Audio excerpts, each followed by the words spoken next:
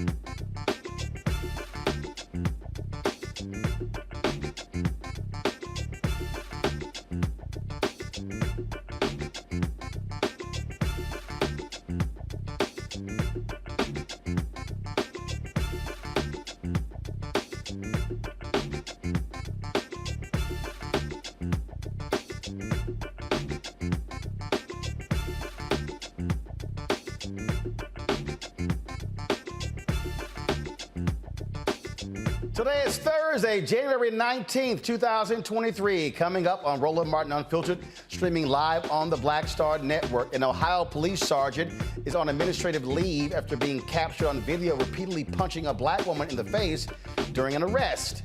The woman's attorney will join us on the show. Florida is going to do what Florida always does. The Ron DeSantis administration, they're blocking an African-American advanced placement course for high school students. They say it has no educational benefit and violates their anti-woke law. I'll talk to a Florida legislator about how denying classes like this harms students.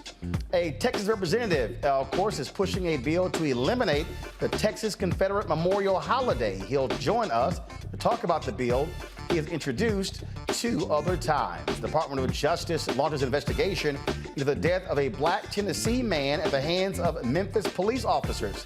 Also, we've been discussing a new you in 2023 regarding your physical self, but today we'll talk about reinventing your career and also how do you navigate this space of layoffs as people are anticipating a recession. We'll talk to a 14-year HR expert, Laren Wagner, about that very issue. Plus, taking your phone calls for her as well. And our panelist, Reese Cober's got her a new job among the other many other jobs that she has. We'll tell you about that as well, folks.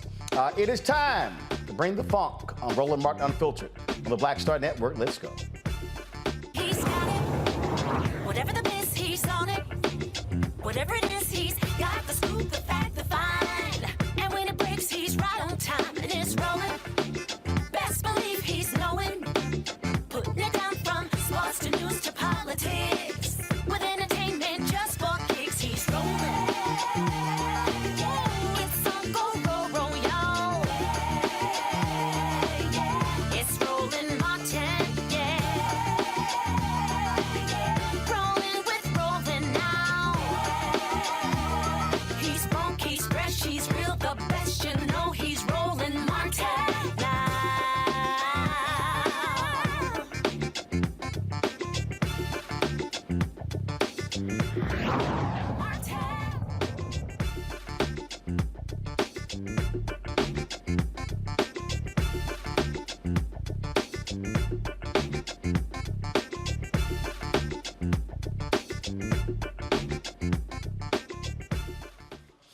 All right, folks, a dispute over a 30-cent slice of cheese led to an officer punching a black woman in the face multiple times during an arrest in Butler Township, Ohio. If not for this bystander's video, the public might have never known about LaTrinka Hancock getting brutally hit in the face. The officers involved were Tim Zellers and Sergeant Todd Starley. Starley, the one delivering the blows, has been placed on administrative leave. LaTrinka Hancock's attorney, Michael Wright, the managing partner at Wright and Schulte, is joining me now from Dayton, Ohio. Michael, glad to have you here. So, 30 cents slice of cheese? What happened? Yeah, it's pretty ridiculous. She went into McDonald's to return a Big Mac that didn't have the 30-cent slice of cheese that she had paid for.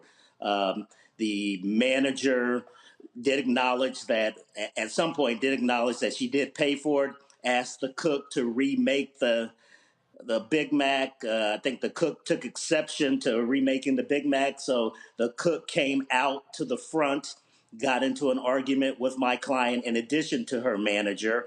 And the manager eventually called the police. My client decided that she wanted to talk to the police also because of her treatment inside of McDonald's. Whoa, hold on. Let's roll back. She paid for it. She absolutely paid for it. She goes back in. They admit they screwed up. Absolutely. The manager tells the cook, hey, remake the burger. The cook gets pissed, confronts her.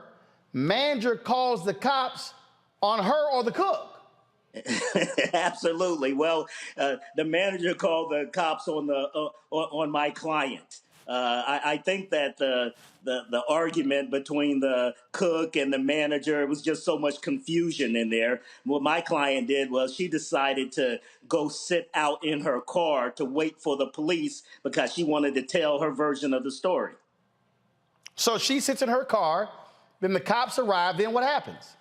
The cops arrive, and as you can see from the video, she gets out of her car to walk to talk to the police. The police were initially condescending. I think the police already knew what they wanted to do when they got there. They weren't trying to listen to her at all. They didn't want to hear her version of the story. All they wanted to do was tell her what they wanted to tell her and arrest her. I mean, this is a customer who was right. Absolutely. A customer who got screwed, and this is real simple how this works. So the video we're seeing here, is this body cam footage from the officers? That's body cam footage from the officers, absolutely, yes. So you see her, first of all, guys, is there audio? Okay, yeah, pull the audio up, please. Yes, there's audio. Hold on one second. See her.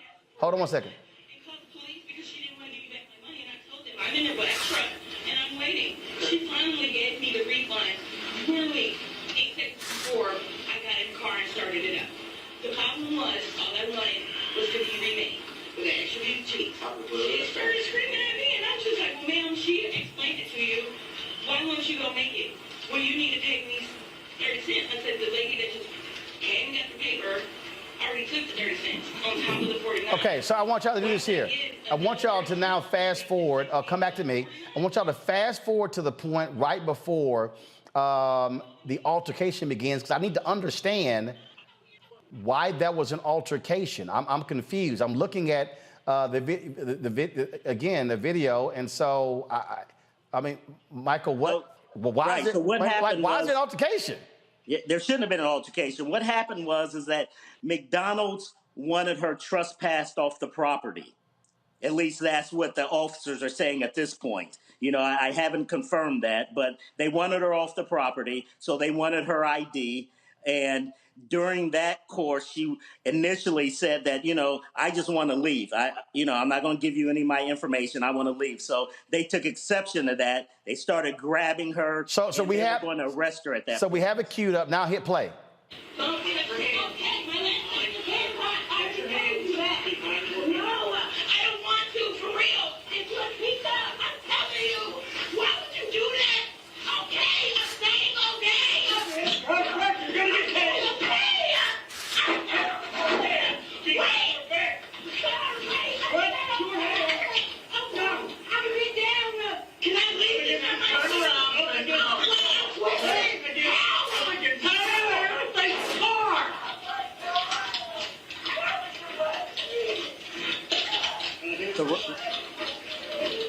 Roland, what?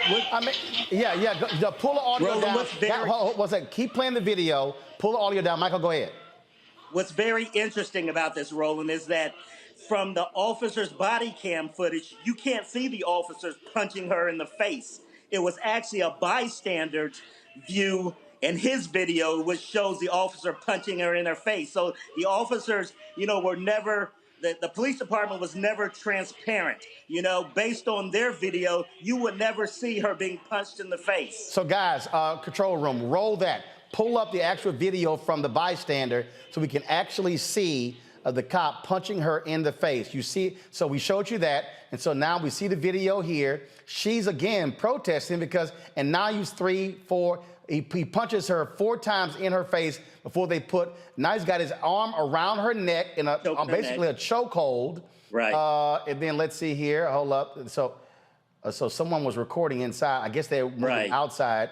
And so now all of a sudden, okay, there we go. So isn't that pretty interesting that the video from the police doesn't show that, that view of them punching her in her face? Yeah, if you're wearing a body cam footage, I should be able to see that actually happening. Absolutely. First of all, how is your client doing? She's recovering. She went to the hospital. She was diagnosed with a closed head injury. She has a busted lip. She has about 4 or 5 loose teeth. She has a hip injury. She has a back injury, neck injury. So she's recovering. And even more than that, she's just shaken. I mean, she's scared. She was scared to death when this was going on. And this was just uncalled for. As you can see, it's ridiculous. Have you heard anything from the owner, because first of all, people don't realize nearly all McDonald's franchises are actually owned by operators. Have Correct. you heard from the owner of that McDonald's? Have you heard from McDonald's corporate? I have not, and I have sent letters to the franchisee. I've sent letters to McDonald's Corporation, and I have yet to receive anything from them. Wow, unbelievable watching this. And again, wasn't her fault. She literally just simply she paid for the cheese. Look, I've done it before. Like you screw my burger up. First of all, I don't like cheese on mine, but they put cheese on mine. You screwed it up. Make me a new burger without cheese. And so what do? You make a new damn burger. And right. This is a perfect example where the manager. This is where that manager should be fired and held accountable because the manager is the one who called the cops. Absolutely. McDonald's has policies and procedures of how to handle customers. And I don't think one of them, when a customer is just not happy with their service and not happy with their meal, calling the police should not be one of those things Indeed. that happens to a customer. You saw her from her demeanor with the police. She wasn't angry. Right. She wasn't yelling. She said, "I want my burger." Yeah, she just wanted what she paid for.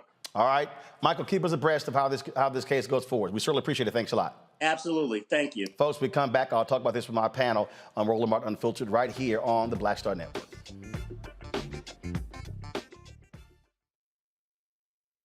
On the next Get Wealthy with me, Deborah Owens, America's Wealth Coach, we're talking about the difficulty of being able to acquire wealth for Black Americans. My guest, Emily Flitter, is the author of The White Wall: How Big Finance is Bankrupting Black America.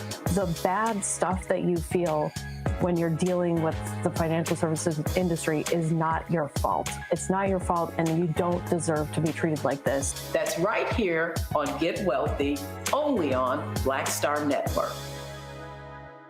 Next on the Black Table with me, Greg Carr.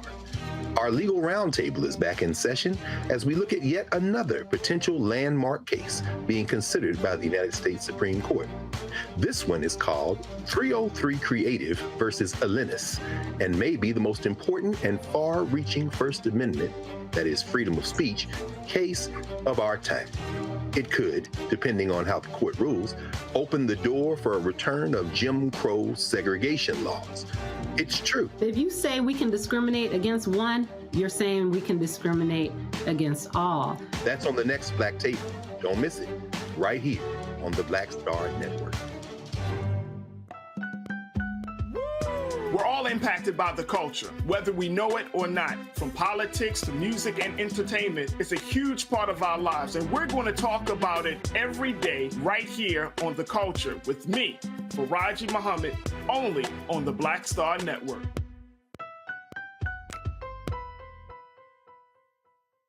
Hi, I'm Eric Nolan. I'm Shantae Moore. Hi, my name is LaToya Luckett, and you're watching Roland Martin Unfiltered.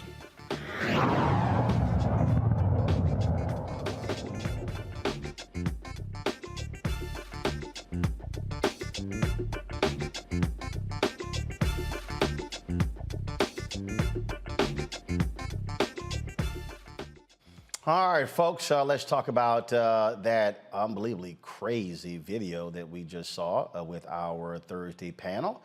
Joining me, Greg Carr, Department of Afro-American Studies, Howard University, host of the Black Table here on the Black Star Network. We have Erica Savage, of course, the Reframed Brain, Reese Colbert, founder of Black Women Views, and also Reese is now hosting her own show on Saturdays on Sirius XM Radio. And so, Reese, congratulations. You went from cussing on Twitter, defending Kamala Harris, to coming on this show, to becoming a contributor on Sirius XM and Clay Kane's show, now having your own show. Thank you, Roland. I told you earlier on the phone, but I give much thanks and appreciation to you for being the first one to put me on there. And of course, I have to thank Clay Kane and Karen Hunter and the whole Sirius XM Urban View family. Yes, I will have the Reese Colbert show. And I had to remind y'all, when Reese first came on, y'all, she tried to be like the rest of the people. I was like, Reese, what the hell are you doing? I said, I need you to do you. Don't be trying to sit here and y'all, she was all sedate. I'm like, you on drugs or something? I'm like, I need you to do you. And so I'm like, she's like, well, hold up, I can cuss. And then, of course, then she was right at home. All right, let's get right into it. Let's see. This, watching this video here is utterly ridiculous. What's crazy to me, Erica, is she's right. She paid for something. They need to remake the burger. The cook gets pissed off. That's what a manager should have told the cook, get your ass in the kitchen and remake the damn burger.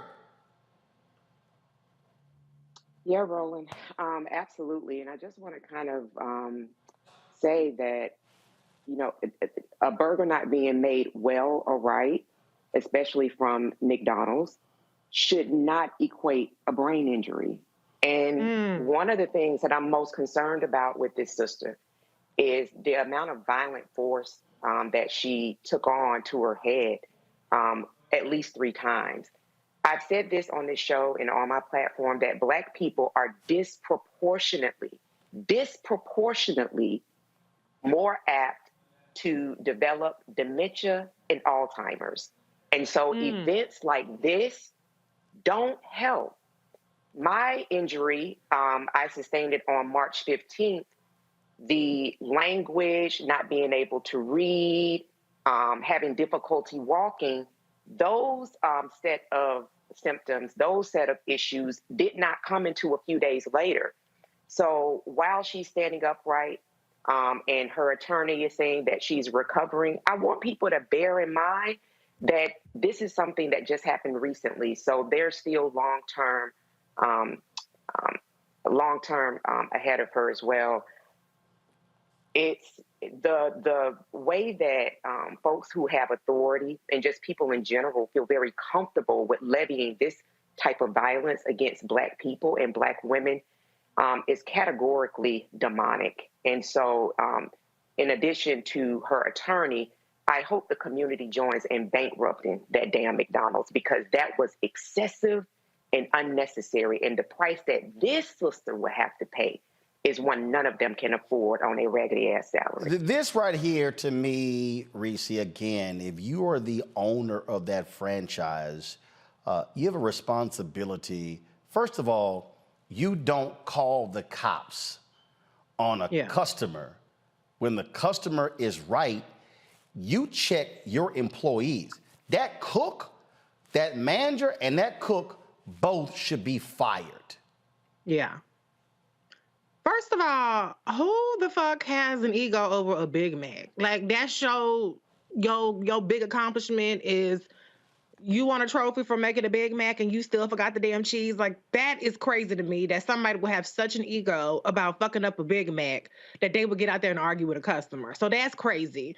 For the manager to sit up there and call the police instead of directing their employee into the back and to make the damn burger is crazy. But what we saw happen is exactly what people want to happen to us when they call the cops, these paddle rollers, as Dr. Carr would say, in to inflict this kind of violence. Mission accomplished for them. It might cost McDonald's money. It might cost the cops money, but this is exactly what they were hoping for. The cops showed up and delivered the service that McDonald's wanted against this woman. And it's despicable. It's disgusting. I'm so glad that Erica talked about the potential long-term impact of being on the receiving end of such violence. It's crazy. We see white folks act a fool all the time with the cops, and when they don't necessarily consistently have this kind of treatment. So the cops decided probably within seconds they just wanted to fuck with her and fuck her up. But I don't want to be a victim blamer. I don't want to be a victim blamer in any way, shape, or form. But last week we talked about this, and I'm gonna say it again. Please do not present yourself to the police if you don't have, if you don't have to. I'm not giving you legal advice, but I'm just saying part of the story was she waited for the police to come. She talked to the police. The police are not your friend. They don't want to hear your side of the story. You actually really shouldn't talk to the police and volunteer information anyway, because next thing you know, now she has charges for open liquor container, which could be fake. You know what I'm saying? They throw shit out there, try to justify their violence afterwards. But now she's facing all these charges because they have to try to retroactively justify their violence. So please, I'm just going to say it again, not to be a victim blamer. I hope that she sues the shit out of them. I hope they drop the charges. I hope they pay. But please, Black people, the cops are not your friend. They're not here to hear your side of the story. Unless it's going to be a situation where you're going to be on a high-speed chase, get out of Dodge, please. Greg, please. Again, the thing that just, again, perturbs me here is that if you look at the video, she's explained to the cops what happened. She's a customer. She obviously is perturbed. No, roll it back further. No, I don't want to see that part. No, roll it back further. I want to show people again. Look at her demeanor. She's talking to them. She's explaining to them exactly what happened. Okay, here's what's going on. But then they want her removed for trespassing. She still ain't got her burger. She's not trespassing. She was a customer who went there who should have been taken care of. Yeah, absolutely. And we don't know whether or not that McDonald's is a franchise or if it's owned independently. There are probably 6 or 7 McDonald's, it appears, north of Dayton. It's out near the airport. So I agree. The owner, the franchisor person, the manager, as you say, Reese, I mean, they got what they wanted to get done. You're using the police as a weapon. They should certainly be drugged into this. But, there's might and there's right. Of course she was in the right. But as you say, Reese, I mean, this woman is charged with failure to identify. Wait a minute. And she's not in a moving vehicle. So the charge of driving under suspension, having an open container, this lady is not moving. Now, these two punks, Sergeant Todd Stanley, who I assume is the guy behind her, sneaking a woman in the back of the head, to Erica's point, busted lip, loose teeth, hip, neck, back injuries. This man, this piece of a man, and then the guy, Officer Tim Zellis, who's pointing some kind of weapon at her, as a taser or a pistol, holding it like he's Sergeant Voight on Chicago PD. These two pieces of men, they should be made poster children. Social media, do your thing. Todd Stanley and Zellers. Please understand that they then said that they were there to de-escalate. So the punk police department out there in Butler Township, with the language, all the language of de-escalating. You weren't trying to de-escalate. You had your damn weapon in the face. And then finally, as you say, Roland, you made this point. This isn't on the body cam. This is a bystander. Use your cell phones as weapons. Anytime you see these funky paddle rollers, pull it out and start filming, because these two punks, Todd Stanley and Tim Zellers, need to be held to account. The reason you charged like that is because they know they're in trouble, so they're going to try to negotiate now after you try to throw the book at the sister. But this is pattern and practice. Again, it is just crazy, this particular story. And we're going to be reaching out to McDonald's to get an answer to exactly what happened here. And again, that the owner of that franchise, whoever owns that franchise, that owner really needs to be held accountable and needs to hold the folks accountable. That manager should be fired. That cook should be fired. They should be paying for her medical bills because they caused this. She was the customer. I thought the customer was always right. And you admit that she proved it? She actually paid for the cheese? Nobody deserves to get punched in the head and arrested by cops for paying for a 30 cents worth of cheese on a damn hamburger. It makes no sense whatsoever. All right, folks, got to go to a break. We come back on Roland Martin Unfiltered. Lots more to talk about. Part 2 of our conversation with Dr. Rowe about healthy eating. We'll have that conversation. Also, a lot of people are preparing, getting ready for a recession. Companies are laying people off. You still got employees who also are leaving companies, choosing not to come back to work because of COVID. So we'll be talking to an HR expert, plus taking your phone calls with regards to that. How do you as an employee operate in 2023 with these changes? Guys, pull the phone number up, please. And so if you want to give us a call, you can get a line for that, 202-890-1199, 890-1199. Taking your phone calls for our segment, talking about employees again in 2023 as companies are preparing for these various layoffs. Also, folks, do me a favor. We've been nominated for an NAACP Image Award, and so we want you to vote for Roland Martin Unfiltered. So what you do is simply go to vote.naacpimageawards.net. Look for the category that we have been nominated in. Scroll down, Outstanding News, Information, Series, or Special. Select the category, scroll to Roland Martin Unfiltered, click our name, and then click on vote. And then, of course, you can register your vote with an email. If you got more than one email, you can vote more than one time, but only one vote allowed per email. Again, you must confirm that you're not a robot. And again, you have until February 10th at 9 p.m. Eastern to vote. So let's make this possible. Voting for us here at Roland Martin Unfiltered for an NAACP Image Award, our first one since we launched this show. First time, y'all. We've been applying every year, so we finally got one. So please vote for our Election Night special, Black Votes Matter, Election Night 2022. Also, support us by downloading the Black Star Network app, Apple phone, Android phone, Apple TV, Android TV, Roku, Amazon Fire TV, Xbox One, Samsung Smart TV. Join our Brina Funk fan club. Your dollars make it possible to do what we do. Send a check and money order to P.O. Box 57196, Washington, D.C. 20037-0196. Cash App, $RM Unfiltered. PayPal is R Martin Unfiltered. Venmo is RM Unfiltered. Zelle, Roland at RolandSMartin.com. Roland at RolandMartinUnfiltered.com. We need 20,000 of our fans giving annually at least $50 each. $4.19 a month. 13 cents a day. We hope you make that possible. So please join our Bring the Funk fan club. Everybody who gives during the show, I will personally shout you out on tonight's show. I'll be right back.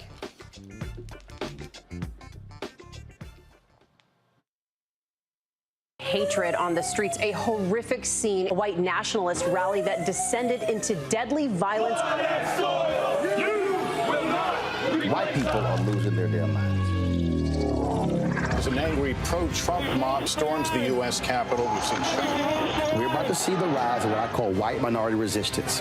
We have seen white folks in this country who simply cannot tolerate black folks voting. I think what we're seeing is the inevitable result of violent denial. This is part of American history. Every time that people of color have made progress, whether real or symbolic, there has been what Carol Anderson at Emory University calls white rage as a backlash. This is the rise of the Proud Boys and the Boogaloo Boys. America, there's going to be more of this. Here's all the Proud Boys, guys. This country is getting increasingly racist in its behaviors and its attitudes because of the fear of white people. The fear that they're taking our jobs, they're taking our resources, they're taking our women. This is white fear.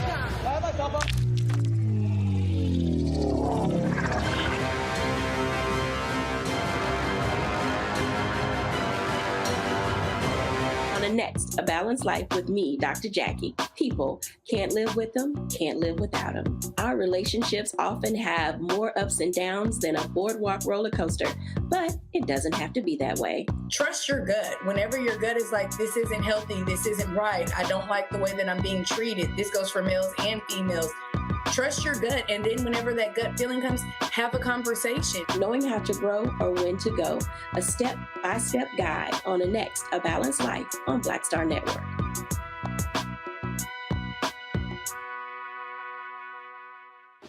My name is Charlie Wilson. Hi, I'm Sally Richardson Whitfield. And I'm Dodger Whitfield. Hey everybody, this is your man Fred Hammond, and you're watching Roland Martin, my man, Unfiltered.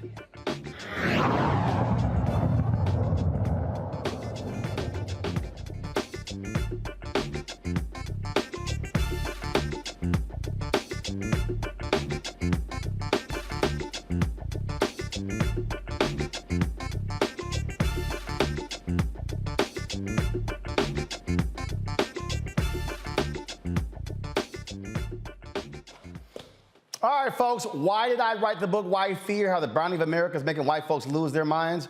Because it's actually happening before our very eyes. Look at what's happening in Florida as we speak. Governor Ron DeSantis has been involved in this culture war because he is trying to appeal to white voters, white Republican voters, as he is trying to run for president in 2024. He, of course, decimated black congressional districts, ignoring the state legislature and choosing to push forward his own illegal maps. Then, of course, he pushed forward this so-called anti-woke act that bans the teaching of critical race theory. It has led to all sorts of drama in Florida because they frankly are labeling anything dealing with race critical race theory. Now he's blocked a new advancement placement course for high school students on African American studies. His Florida Department of Education Office of Articulation, which approves the AP curriculum, vetoed the program because it was inexplicably contrary to Florida law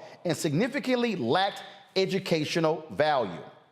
The FDOE did not elaborate on what the agency found to be objectional. The rejection of the Advancement Placement African American Studies course is, again, part of DeSantis' continuing effort to ban anything dealing with race from being taught in Florida schools.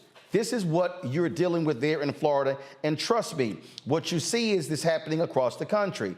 The state enacted a law that banned the teaching of the history of systemic racism in the United States and materials from the 1619 Project. Yeah, seriously, last year again, he signed a bill restricting how schools can discuss race with students. In addition to that, remember, he was also pushing this bill that anything that made white people uncomfortable could not be discussed, not just in schools, but even by companies. Even a judge said, okay, you went too damn far, let's stop that. Joining us now is Fentress Driscoll. She is a state representative. She's, first of all, the Florida State Representative Minority Leader. Glad to have you on the show. What's shameful here is to have the Florida Department of Education refuse to say what they found to be objectionable, why they say it lacked any educational value. That's right. So thank you, Roland, for having me. And you're right. They did not name the law that this high school class violated or even which part of the curriculum went against Florida law. The state didn't offer any course or remedy, just a blanket rejection. And so to say that it offers no real value, I think that's the greatest insult of all, because you have to ask yourself the question, what was so offensive about this course? This AP African American Studies course was designed to teach students about ancient African civilization. So think about that. Traditionally, our current introduction to Black history in the United States starts with the enslavement of Black people, not the centuries of rich culture that preceded slavery. We existed way before the slave markets in Charleston and New Orleans and St. Augustine. So, why does this course about that begins African American history at the point of freedom in order to show the progression of a group of people working their way back to that freedom scare this governor so much? And here's the deal. You're actually scared of history? I mean, and that's what. But the real deal here, they are scared of. They don't want anything Black. And I keep telling people, this was always the strategy. You have these Moms for Liberty. They're taking over school district, school boards. I've been warning people about this here. They've taken over a significant number of school boards in South Carolina. They're pushing out Black superintendents. This is white fear. They want to hold onto power, and they do not want white children and other children taught anything about the reality of race in the United States in our history. Yeah, and I just wanted to point out, Roland, that we cannot look at what's happening here with this AP African American History course in a vacuum. What I need you to know is this, and I think you teed this up perfectly in your intro. First, they gerrymandered Black congressional districts from 4 to 2, meaning that they took Floridians' Black representation in Congress and cut it in half. Then they overreacted to CRT allegedly being caught in grade school, which, let me be crystal clear, Republicans in Florida have been in control of the state legislature and the governor's mansion since the 90s. So they've been in control of educational policy. Let me tell you, they would not allow CRT to be taught then. It's not being taught now. They keep creating these boogeymen to try to entice their political base and get them all scared about things that are not really happening. Now we're watching as Governor DeSantis is trying to roll back diversity, equity, and inclusion efforts, telling employers what they can and cannot do with that, and opening them up to lawsuits if they have diversity, equity, and inclusion efforts that make people feel uncomfortable. And then they also are attacking hiring practices and DE&I in our university system. I don't believe that he's going to stop here with this AP African American history course. This really is first of many attempts to whitewash history in order to soothe emotionally fragile people. And I'm just so glad that you are covering this story tonight, because we need people to pay attention to what is happening in Florida. Please note, too, that Ron DeSantis wants to run for president of the United States in 2024.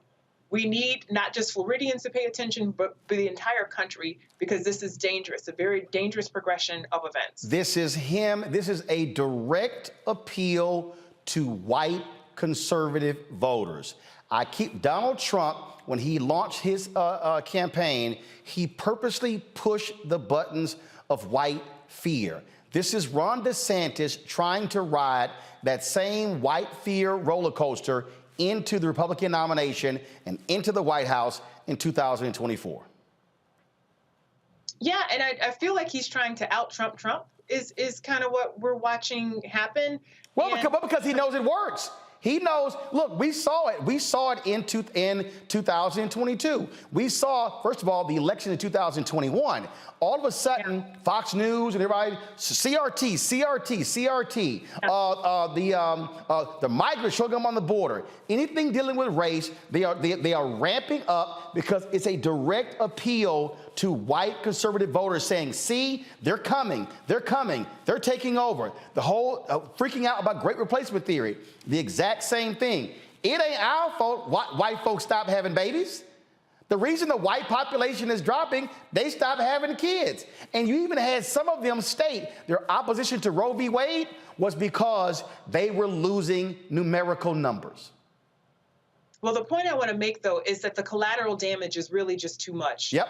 We're watching this play out in Florida, right? Where now you have just the tensions are high. The temperature has been ratcheted up. We know this was happening throughout the country under Donald Trump, but it's happening here in a very acute way. You look at what happened in the 2022 midterm elections, and the rest of the country rejected extremist policies, actually, where the Trump candidates were on the ballot. Typically, they tended to lose. That was not the case in Florida, right? Like, it looked like, Ron DeSantis won by 20 points. But what we're seeing from the data that's now released about the election, it wasn't so much that there was a red wave. It was more so that Democrats stayed home. We need people to be educated and to understand what is happening and what is at stake, because he won't stop at Florida. He wants to take this brand of divisiveness to national politics. And we really need to make sure that that does not happen, that he does not succeed. That is exactly the case right there. Representative Driscoll, we certainly appreciate you joining us. Thanks a lot. Thank you. Game recognized game, Greg, and people need to understand this is the Republican Party. This is their strategy, and this is DeSantis trying to say to white folks, I'm your man. Mm-hmm. Greg, you're on mute.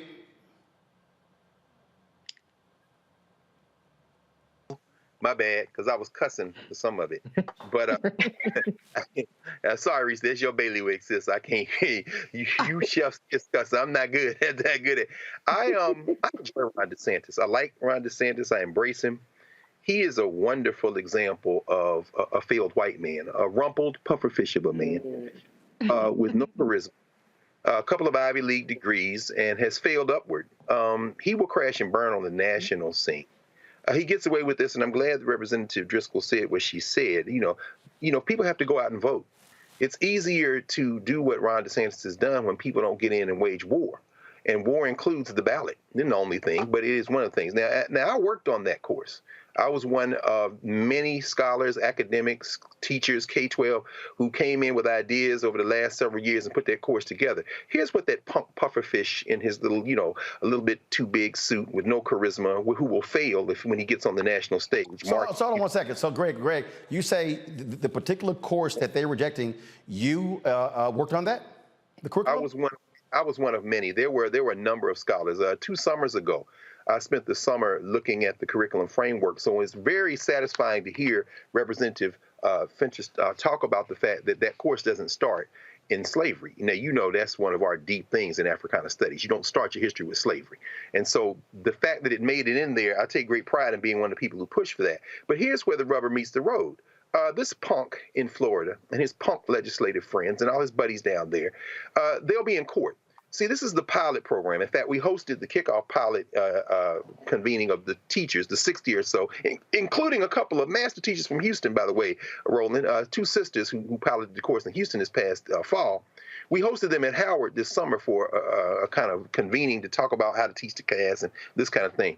So it's a pilot right now, which means students taking it won't be able to take it and get the AP score for college credit. Beginning around 2025, however, they will. That means now it becomes federal, you punk. But see, this ain't about being able to enforce this. Why? Because if you get an AP score of a 4 or a 5, you then transfer that credit into the university. Well, what happens to every student in Florida who couldn't take that class and then wants to transfer that credit to Princeton or Howard or North Carolina State or North Carolina Central? Well, they've been deprived of that. This won't stand up in court. This is a pufferfish, a punk, and he's going to burn out on the national stage. And I'm, for one, am here for it. I am here for it. You know Donald Trump, punk. Let's dance. Hold tight 1 second. We're going to continue the conversation when we come back from this break, folks. It's St. Louis Takeover this weekend, folks. I'm going to be in St. Louis with our White Fear book tour. That's right. I'll be joined at the St. Louis Area Urban League on Saturday at 3 p.m. With Michael McMillan, as well as rapper activist Tef Poe. We'll be in conversation regarding White Fear, taking place at 3 p.m. 1408 North Kings Highway. There in St. Louis. It's free, open to the public. We want to pack the joint out, so let everybody know. If you want to register, just simply send us an RSVP. We just want to make sure we get a good head count. Send to info@RolandSMartin.com. The next day, of course, will be at church there in St. Louis as well, and so we'll be, and so we're going to be there. So let me see if I can pull that graphic up. I thought y'all had it there in the control room. Looking forward to joining them there as well when we visit the church there. Give me 1 second. Let me pull this up so I can show y'all. Hold on 1 second, and here we go. Let me see, do we have it yet? And there we go. All right then, folks, we're going to be at Northside Baptist Church again there, so looking forward to being there as well. And so again, in St. Louis this weekend at Northside Baptist Church on Sunday, and of course with the Urban League on Saturday, and so cannot wait. And then of course on Sunday night, I'll see you at the Dave Chappelle, Chris Rock comedy show as well. So looking forward to a great weekend in St. Louis. I'll be right back on Roland Martin Unfiltered.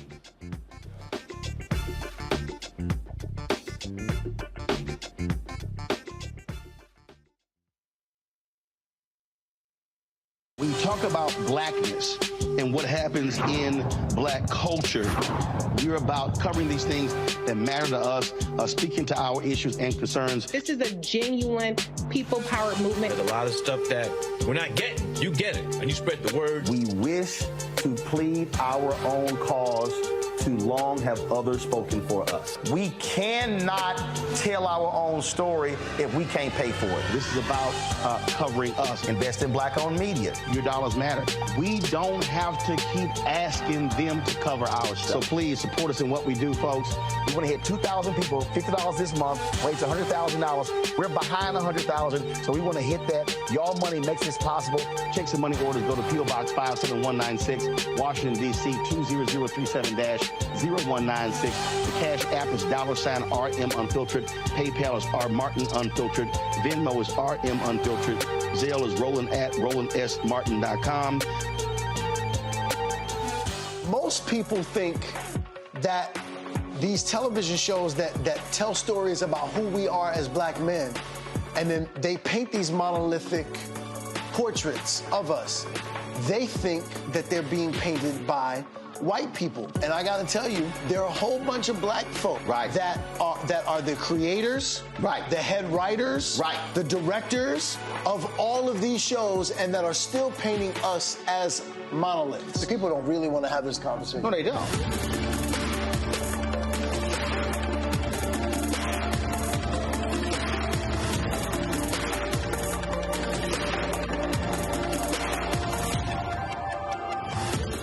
Hi, I'm Eric Nolan. I'm Shantae Moore. Hi, my name is LaToya Luckett, and you're watching Roland Martin Unfiltered.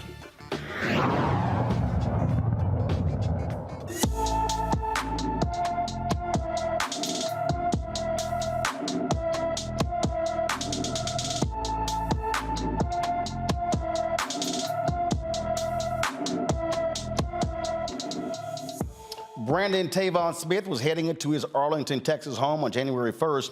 The 27-year-old never made it. Brandon is 6 feet 3 inches tall, weighs 170 pounds, with black hair and brown eyes. Brandon was driving his graphite gray 2019 Toyota Camry with Texas tags M for Mary, C is in cat, G is in God, 5401.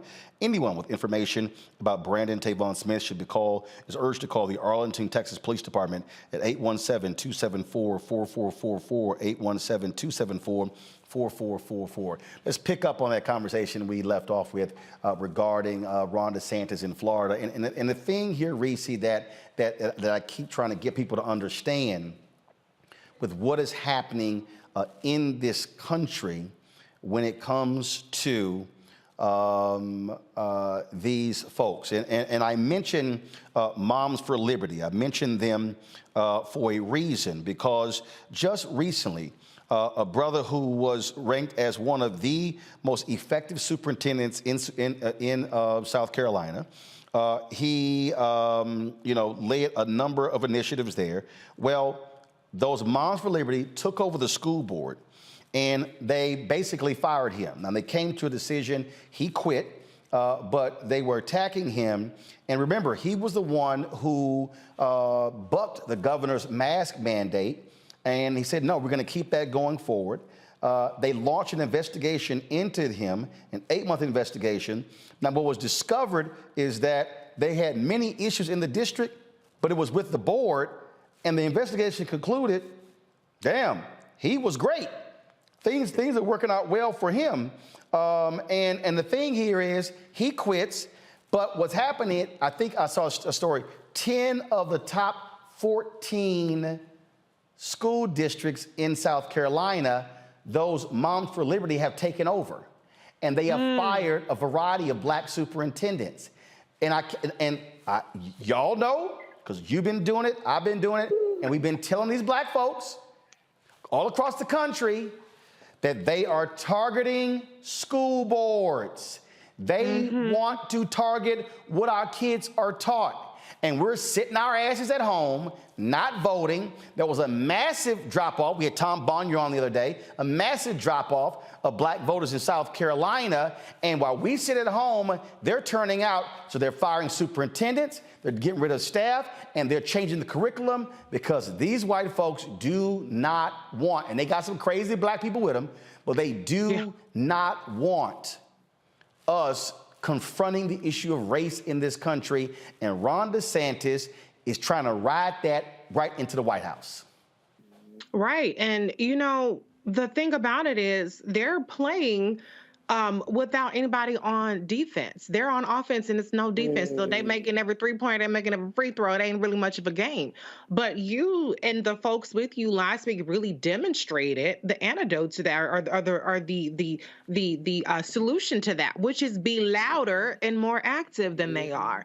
The reason why they're winning is because they're out there consistently, relentlessly, and loudly. But what we saw demonstrated on this show is that we have a voice too, and we have power, and you guys were able to defeat the attempts to get rid of the Jack Yates high school principal. And so we have just as much agency as they do. They're better funded, but they're not an organic movement in the same way that we have the capacity to do ourselves. And so the work doesn't stop at the ballot booth, especially when your ass don't vote.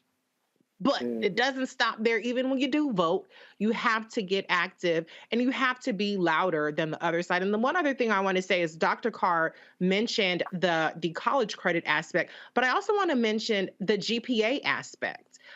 In a lot of places, I know at least in California, that's where I went to school, when you have AP courses, even if you don't pass the AP test, your grade gets an additional point added to it, which gives you a higher GPA.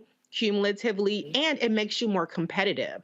And so part of what this is, by denying the African American history, the AP credit, it's also going to artificially, I think, lower the grade point averages of people who are seeking that kind of information. And it makes some people less engaged and less enthusiastic about it. If European history is an AP course in Florida, so goddamn it, African American history needs to be a course. The one other thing I just want to say is the fact that this is against the law is something that we have been talking about so much on this show. They're very smart in how they frame the arguments when they're trying to push these laws through. Well, it ain't gonna do this and it ain't gonna do that. And then it turned out to do exactly what the hell we said it was going to do. This is a prime example. We cannot let DeSantis take this nationwide, but even if he doesn't, it's doing real damage and harm in places like Virginia, in places like Texas. Y'all let Kemp ass get in again in Georgia and in Florida. So like, get your ass out there to these school board meetings, run for school board. But if nothing else, use your voice. We know how to be loud and proud, black and proud, and all that good stuff. People talk all the shit in the comments on YouTube. So take that commenting energy from YouTube to Zoom or to the actual boardrooms where these meetings are being held. This is the thing, Erica. When I saw all them white women outside the Supreme Court after the Roe v. Wade decision protesting, and there was some black people too, and they were all upset and crying. I'm like, they told you what they were going to do. So it wasn't like that was a shock. They've been telling you for 40 years. Anybody who's black or white and conscious Latino, they've been telling you what they're going to do. So if you sit your ass at home and don't vote, I'm sorry. That's on you. If they sitting here are turning out to vote at school board meeting, look, Loudoun County, Virginia, them fools were out there. Superintendent says we don't teach CRT. They were showing up in massive numbers. The folk who know they were lying were at home. News media covers it, gives the impression building, building, building. The point that Reese just made, you have to be not just play defense, you got to have a counter offensive strategy. That's what you have to do. To her point, look, when I went before the school board, I said point blank, fire the principal, I'm taking all my money. That was offense. That wasn't like, well, if y'all, and I didn't say, if y'all fire her, I'm gonna think about it. I said, make the move, I'm taking all my money. The award y'all giving me, y'all can keep it. And then I said, I will bring my show here and report on your ass every single week. I don't care who you are, you don't want that scrutiny. I'm saying this to everybody who's watching, and this is why when I spoke in Wichita, Kansas, on Monday, I said to them, and I said this in all my speeches, I've called out the Divine Nine, the Prince Hall Masons, Eastern Star, the Links, all these black groups. We can't be so focused where we just meeting internally while shit is happening outside. I call a damn boule out at a convention in Bahamas. I said, how in the hell we got so-called the most prestigious black men in America and we ain't got no public policy conversation at a convention? We got all this damn entertainment going on. I said, we got a black attorney general from Nevada sitting right here, Aaron Ford, who's an archon. I said, and we ain't discuss it, the election? I'm like, what the hell is this? Yeah, to all y'all folks who like, oh, Lord, the boule. Yeah, I called the boule out while I was there, and if y'all, they want to kick me out, knock yourselves out. But the point is, shit is happening, and folks are sitting here acting like, well, we can just stand around, look around like it's always no big deal. No, they ain't window shopping. They are organizing and mobilizing. Absolutely, and co-opting and appropriating, Columbusing, all of that along the way, because there's such an appetite for white nationalism. So let's be very clear while this message is really permeating. And I said this on Twitter today, and I've been saying it for some years, don't forget who sold the robes of the Klan. These folks, these women, these organizations, they're not going to stop. One of the things that it made me think about also is when we're thinking about in terms of Ron, I thought about the Reagan years when he was governor of California, and then he travels to Philadelphia, Mississippi, and he starts talking about states' rights. He was speaking the language of people that he knew were locked and loaded for white nationalism. We're seeing it here again.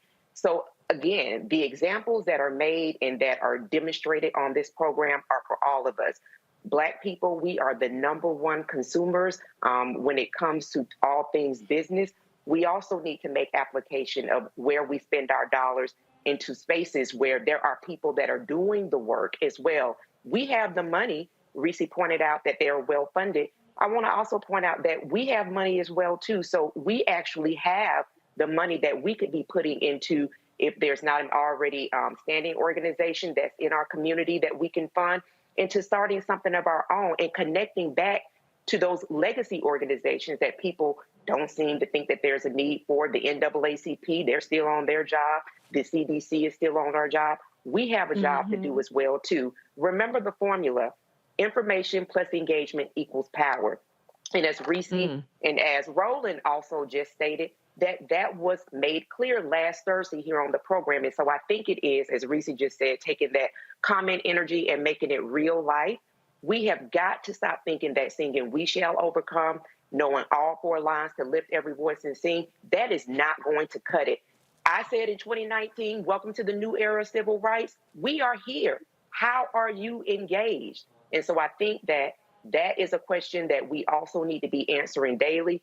And what I said last week about what's going on in Florida, student athletes, I feel like, need to be involved as well. If we had Black athletes, which we know just across the board, student athletes, Black student athletes comprise about 60% of that whole population, right? Especially with all of the sports that's happening in Florida, that would definitely send a message to Ron and everyone else. Well, and bottom line is here, and I'm telling y'all, okay, once y'all out there, y'all can get engaged in all that BS about Biden and Harris, this, that, and the other. I know what I'm fighting, and I know who I'm fighting against, and I'm here to ride the hell out of Biden and the Democrats to deliver. But I can tell you one damn thing. What you seeing Ron DeSantis do in Florida, that's exactly what he's going to do, even more so if he gets in the Oval Office at 1600 Pennsylvania Avenue. I told y'all, they are planning. They saw what Trump did, how he screwed up, and they are trying to perfect the plan to fix it and to go even further. Y'all had better pay attention. But go ahead, keep joking around, and as they saying go, fuck around and find out. Oh, yeah. Go ahead. Yeah, I cussed. And I know some of y'all don't like me cussing, but you need to hear that. Go ahead and play around, and you're going to look up and say, did that just happen? Yes. And then they're going to be in power. And then what we going to do? You're watching Roland Martin Unfiltered on the Black Star Network.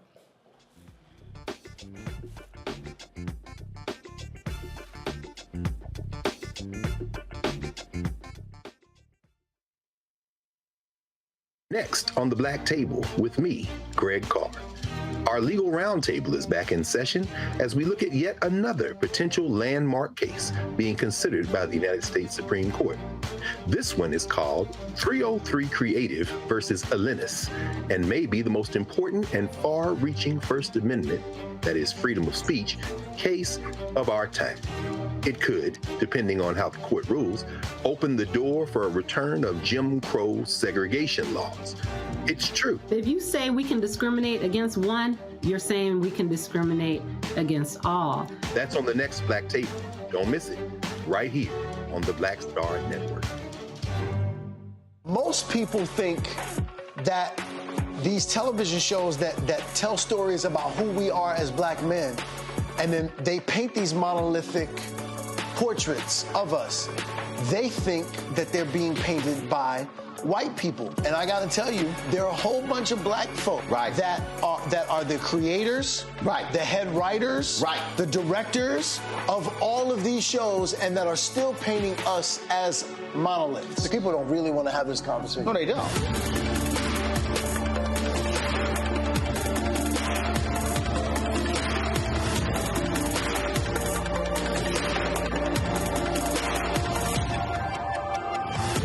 How y'all doing? It's your favorite funny girl, Amanda Seals. Hi, I'm Anthony Brown from Anthony Brown and Group Therapy. What up, Lana Well, and you are watching Roland Martin Unfiltered.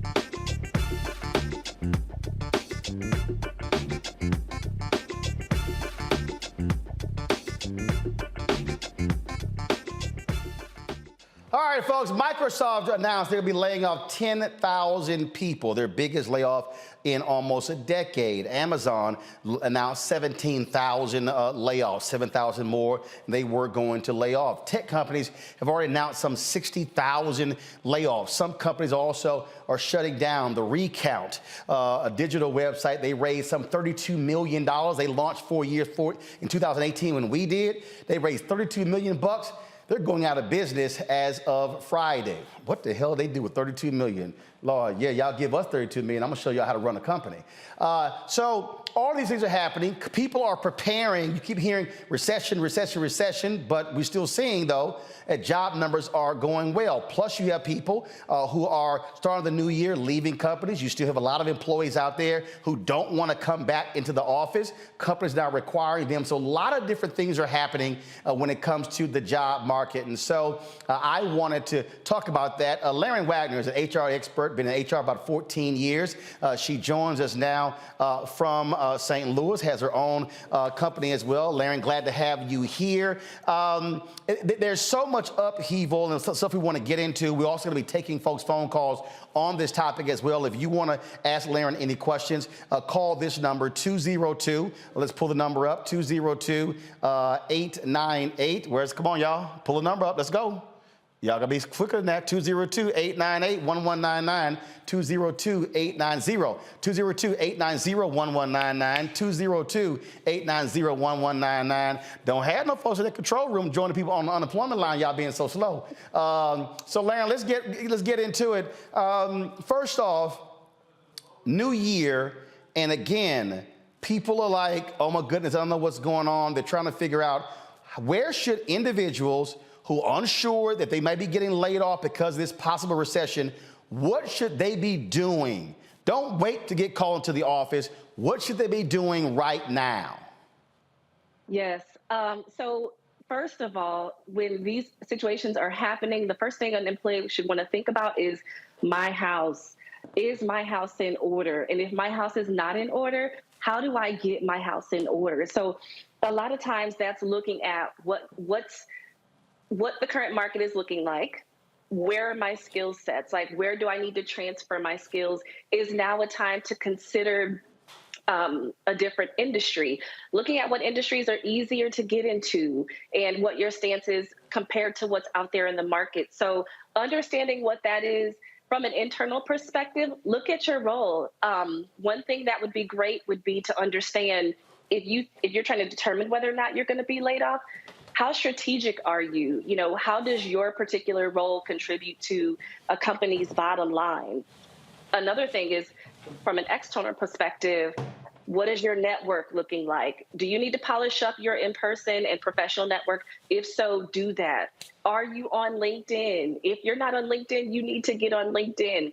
Is your resume okay? You need to anchor yourself and where you want to be to all of these items here. And so a lot of that requires help. I really tell people all the time, I tell people, I start a job with the premise I'm gonna get fired anyway. Because three things are gonna happen. You either gonna get fired, laid off, you're gonna leave, or you're gonna stay. That's it. Three things are going to happen.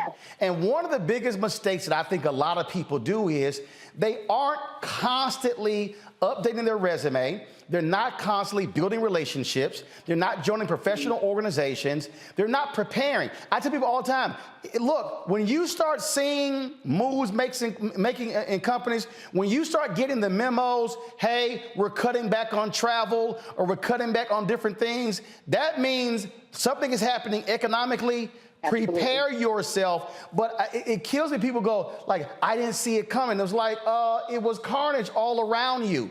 But a lot of people aren't paying attention because they're not they're just thinking this job will never, ever end. I'm safe. Right. You're absolutely right. And I think it's important to not only just focus on these things when you think you're about to be laid off or let go from a job, but you should always have opportunities in at least on the forefront of your mind. You never know, especially post-COVID or what we think is post-COVID and where we're headed. Another thing that people tend to think about too is that 6-month stash. Like, what are my finances looking like? Where can I eliminate some hazardous spending? On top of that, is now the time for me to hop into entrepreneurship? Is now the time to increase my streams of income? Those are all things that we should always be thinking about. Well, what I tell people on this point, and I'm going to my panel next with some questions, I tell people this all the time.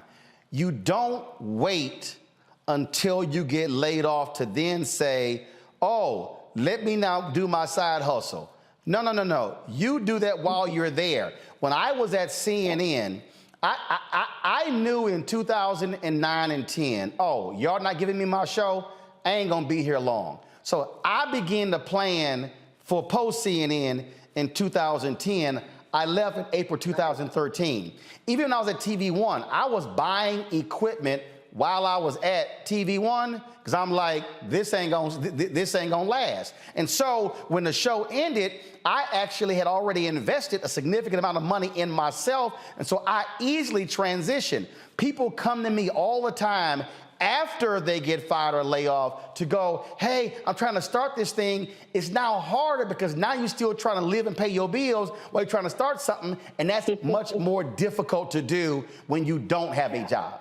And so I say, use your job as your personal venture capitalist to fund whatever your side hustle is and build that up while you have your main job.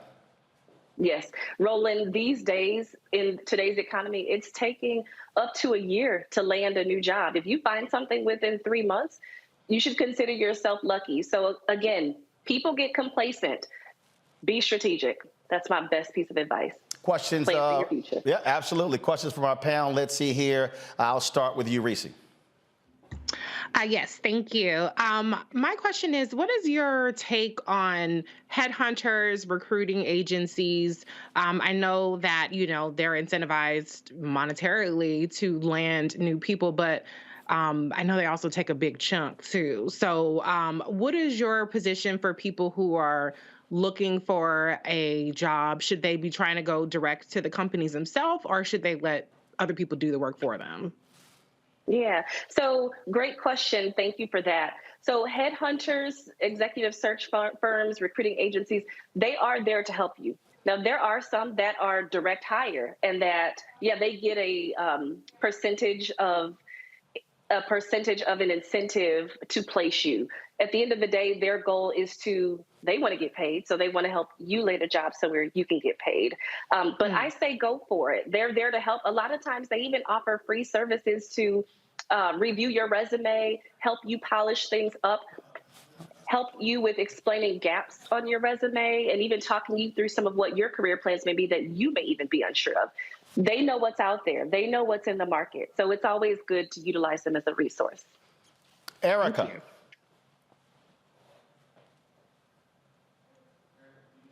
Erica, you on mute.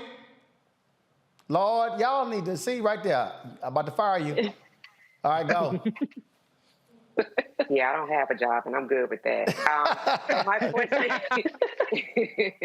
I'm so good with it. Praise God. So my question for you is, and so glad to have you on this evening. You mentioned LinkedIn. So could you share a little bit around social media presence, since it seems that in this case, the employer would have the upper hand? Could you talk to us a little bit about how a person would need to position, or if there's a cleanup, or if there's a cursory look that they would need to have done for a professional with regard to gaining new employment? Yeah, and thank you. I'm happy to be here today. So as far as your professional, I'll say your professional brand, your social media presence, all of that is important. First, the person's going to want to literally look at what their brand is, what their end goal is, what type of industry they want to be in, and then cater to that. Make sure that your social media presence anchors to that. You don't want to go into a professional field and your social media pictures are half naked. Us employers, we can see that. We look, and many of them do. You don't want to be misrepresenting companies, bad-mouthing other companies on your social media, especially depending on which direction you want to go. So it's always good to have that. When it comes to websites like LinkedIn, your entire profile is on there.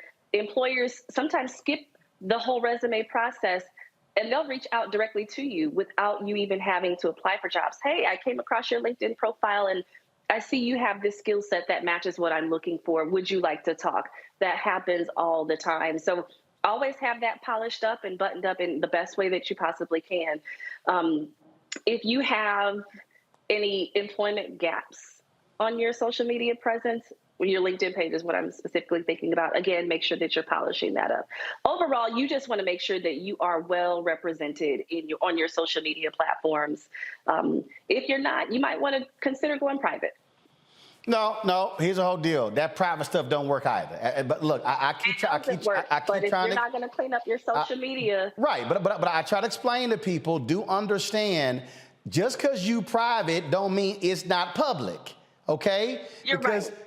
It's not. So the reality is, when you're posting stuff, think before you hit send. Now listen, if for what I do, I can give opinion, I can give my stuff, but there may be a cost. There are things that I do that might piss off a funder or an advertiser, and so it comes with the job. But there are a lot of people out there who sit here and they post stuff, and then they wonder, it comes back. There was a guy. He was some white guy, quarterback, got an offer from the University of Florida. He's posting on Instagram Live on Snapchat, and he's singing a rap song, and it got the N-word, and he's using the N-word. Guess what? Scholarship got pulled.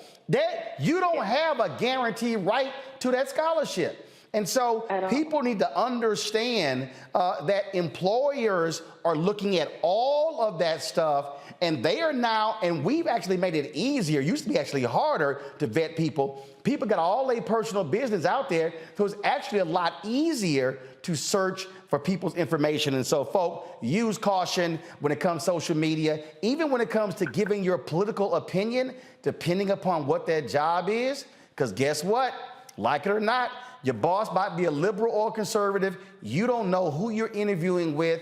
Just understand all that stuff has an impact. I got to go to a break. We're going to take your questions. I'm gonna get Greg's question also. If you got any questions for Laren, look, you might be thinking about leaving your job, how to prepare to leave, how to leave the right way. I don't advise you to abruptly quit. You might want to put in your 2 weeks notice. Okay, I'm just saying, because your new employer sees how you left the last one. They might do me the same way. Just saying. Call 202-890-1199, 202-890-1199. Roland Martin Unfiltered. We'll be right back.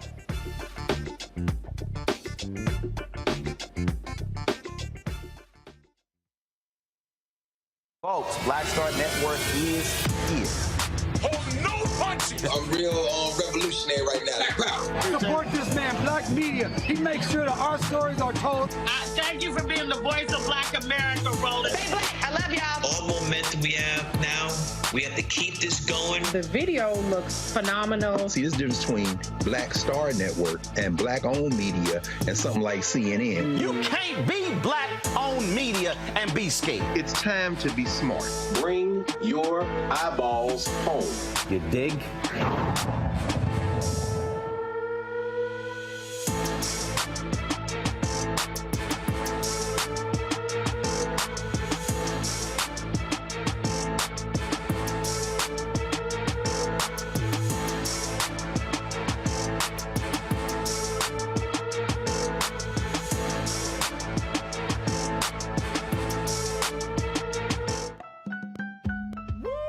We're all impacted by the culture, whether we know it or not. From politics to music and entertainment, it's a huge part of our lives, and we're going to talk about it every day right here on The Culture with me, Faraji Muhammad, only on the Black Star Network. Hi, Hi, I'm Dr. Jackie Hood Martin, and I have a question for you. Ever feel as if your life is teetering and the weight and pressure of the world is consistently on your shoulders? Well, let me tell you, living a balanced life isn't easy. Join me each Tuesday on Black Star Network for A Balanced Life with Dr. Jackie. We'll laugh together, cry together, pull ourselves together, and cheer each other on. So join me for new shows each Tuesday on Black Star Network, A Balanced Life with Dr. Jackie.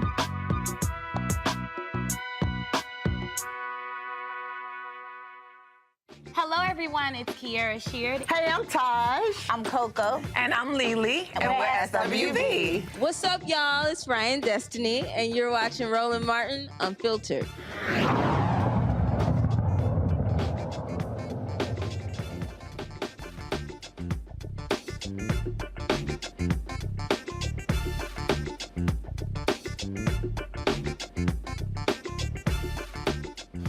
All right, folks, if you've got any questions about, when it comes to where you work, you got any career advice, give us a call right now, 202-890-1199, 202-890-1199. Again, 202-890-1199. Our guest is Laren Wagner, HR expert for the last 14 years. And again, a lot of things are happening in the country when it comes to jobs and companies. This week, we're focusing on employees. Next week, she'll be back. We'll be talking about employers. Trust me, it's a whole different perspective when you on this side of the business. Greg, your question for Laren Wagner. Oh, thank you, Roland, and thank you, Sister Wagner. I have a question. I'm an academic and a teacher, and a lot of times folks who are in those kind of positions tend to stay over long periods of time. I wonder if you have any thoughts about how we should be thinking about our money and managing our money in terms of moving it, maybe putting more into retirement or moving things into CDs or 401ks. Any thoughts about how those folk who are in those kind of jobs, which are kind of more long range, should be thinking about planning, financial planning? Yes. So my best answer for that would be really the same as though you would be leaving any job. Understand what your budget looks like, what your finances look like, what you need for your home in order for you to continue to survive and make it. The stability behind your organization is going to allow you, and also too, what your current income looks like is going to allow you to map out what all of that is. So if you need to, get a financial planner, get someone who can talk with you through, okay, what the long-term plan looks like for your budgeting and your spending. Cut costs where you can. That's what these organizations are doing. So you may have to do the same. Also understand where your resources are. Actually, on that particular point, I sort of want to add to it. Again, even within that framework, even in academia, you're seeing how layoffs are happening there as well. I just think part of the thing, Laren, a lot of people get so comfortable and entrenched in a job, they think it's never going to end. And Absolutely. then it does, and now they're totally shocked. Yeah.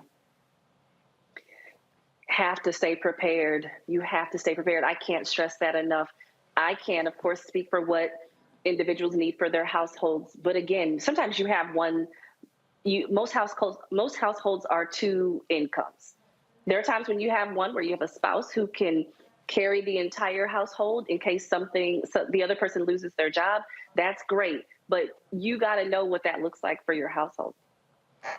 I'm going to do this. First of all, if y'all are calling, stay on topic, y'all. We're talking about, again, from an employee standpoint. We're not talking about some of the other topics. And so the number to call, 202-890-1199, 202-890-1199. Call with your question. We'll put you on the air. Let's talk about now requiring people to come back into the office after COVID. It's a lot of people are resisting this. They have gotten used to being at home for the last couple of years. There are people who are choosing to leave companies as a result. And so what do you say to the person who's watching or listening and they say, I do not want to go back into the office, but they don't want to lose their job? They got a decision to make. Yeah. And here's the thing, and I've seen this, I currently see this. You need to understand what your company's policy is and anchor yourself to it. These companies are cracking down. Us as employees have discovered, oh my gosh, I can do my entire job from home. Why do I have to go in? But companies are making this a policy. And understand that if you are violating the policy, there are repercussions for that. And sometimes that ends in termination. Doesn't matter what you want to do. Companies have their own bottom line. They have their goals that they want to achieve. So I would suggest you stick to that. There you go. And I'll ask this question before I go to the caller here. Also, be smart as an employee when you're asking your boss for a raise. So let me say that again, okay? You're hearing all of these stories that we're going to be having a recession in 2023. It's called Read the Room. People are getting laid off left and right. Hiring freezes are also in place. Be smart about asking your boss for a raise when right now, folk are actually looking at laying people off. Roland, my best advice when I see that situation, because I see it often, is I tell employees, the inflation of your salary that you're asking for today could be the elimination you face tomorrow. Sometimes and I'm not just saying that we should be complacent and just be happy to be somewhere and be happy to have a job, because there's always going to be something out there. But in these times, it's good to know your company, know your stance, understand what the company is going through, and ask those questions. Ask those questions to your senior leaders. All right, we got a caller, Jimmy. I don't know where Jimmy is from. Y'all need to give me the city. Jimmy, you have the phone line. What's your question for HR expert Laren Wagner? Yes, my question is, how can we know when an employer is going to give us our raise? How can you know when an employer is going to give you your raise? A raise. Laren? Okay, so Jimmy, companies usually have this outlined. It's a lot of times based on when their fiscal year ends. Some companies do their annual merit performance reviews and increases between January and March. Some do them between June and October. It'll all vary, but your company will be able to tell you that. Sometimes they do them in the middle of the year.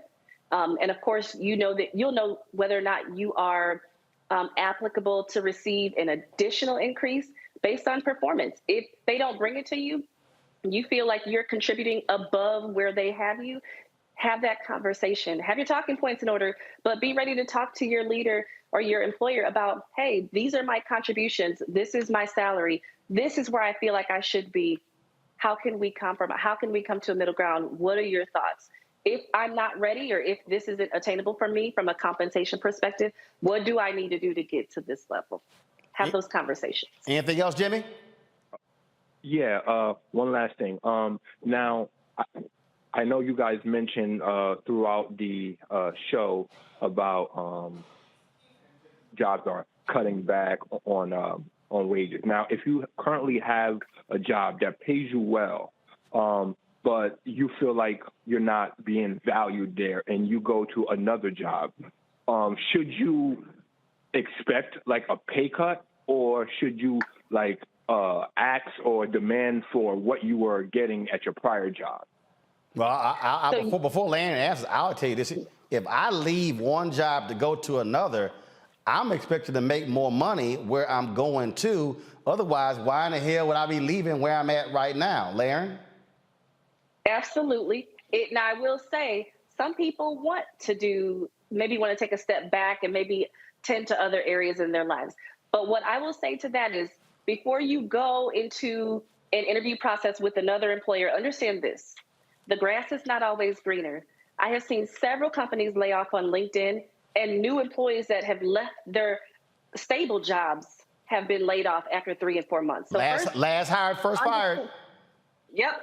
Understand and know the bottom line. So do the research of the company that you're going to, because the grass is not always greener. Understand about the role. When you have that first phone screen with the recruiter for that company, let them know what you want, but also understand Does what I want align with the range for this role? Am I out of line? Because here's the thing. Don't go through an interview process and get to the end and find out that they're not paying you what you want. So understand what job you're applying for, the market for that, what that company's bottom line, and how you can align to that. Don't settle. So if the company's not paying you what it is that you want to make and you want to make more money, there's plenty of other companies out here. Yep. The sky is not falling. The sky is not falling. We're having tough times and a lot of companies are having challenges, but I suggest waiting to find what it is you need out there. And of course, that's going to vary based on what you want. Jamie, we surely appreciate it. Thanks a lot. I want you to answer this here. Again, as somebody who owns a company, there are a lot of people who are employees who really have no understanding about raises. First of all, companies are not handing out 10, 15% raises. In fact, 5% is actually a high number. Can you talk about that? Give people a realistic understanding about raises? Yes. So raises aren't just about what the company has in their budget. Your performance and how you get your job done plays a major part in that too. You can do wonderful at your job, but if you're not aligning, if your behaviors and actions are not aligning to the company's values, that can have an impact on your merit increase. The state of your performance, of course, currently makes a big difference in what your performance increase looks like. But also, too, a piece of that is what the company has in their budget. How did the company perform the year before and what they have room for? A lot of leaders are going to allocate their merit dollars to the top performers on their team. So do what you need to do to make sure that you're in that bucket. And I'm going to say this here, even if in a place where you have top performers, I need people to understand this as well. And I know this is hard for people to understand. When you are an employer, you're also forecasting. You're looking at the entire year. You're saying, I need to be able to pay people and then for them to still have a job 6-9 months down the road. A lot of people don't understand that concept because they think, well, look, I need to get paid right now, which I totally understand, but realize you're not the only person that's actually in a company. You have other employees, you have other expenses, and if you're forecasting and you're seeing potential revenue decrease 10, 20, 30, 40%, you got to realize the biggest hard cost in any company are people. And the easiest way to cut your expenses is to cut people. And again, it's a lot of people don't really understand that unless they've been on the business side. I'll do this here. We're going to go to a quick break. I want you to speak to that when we come back. And I'm going to take a couple of more phone calls right here in Roland Martin Unfiltered on the Black Star Network.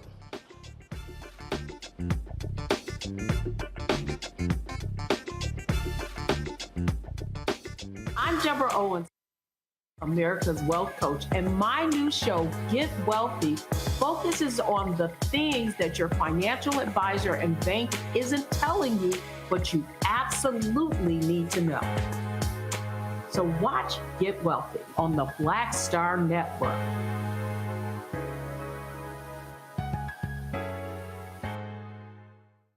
Pull up a chair, take your seat. The Black Table with me, Dr. Greg Carr, here on the Black Star Network. Every week, we'll take a deeper dive into the world we're living in. Join the conversation only on the Black Star Network. We're all impacted by the culture, whether we know it or not. From politics to music and entertainment, it's a huge part of our lives, and we're going to talk about it every day right here on The Culture with me, Faraji Muhammad, only on the Black Star Network. Black Star Network is here. Oh, no punch! I'm real revolutionary right now.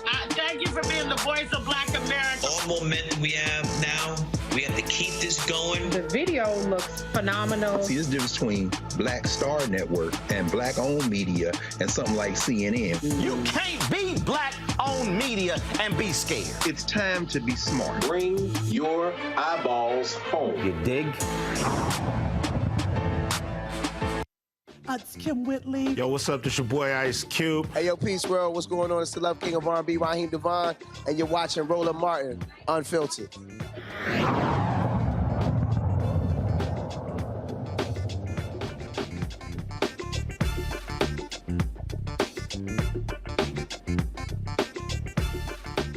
All right, folks, welcome back to Roland Martin Unfiltered. We're talking about HR expert Laren Wagner about, again, this job situation, employee situation.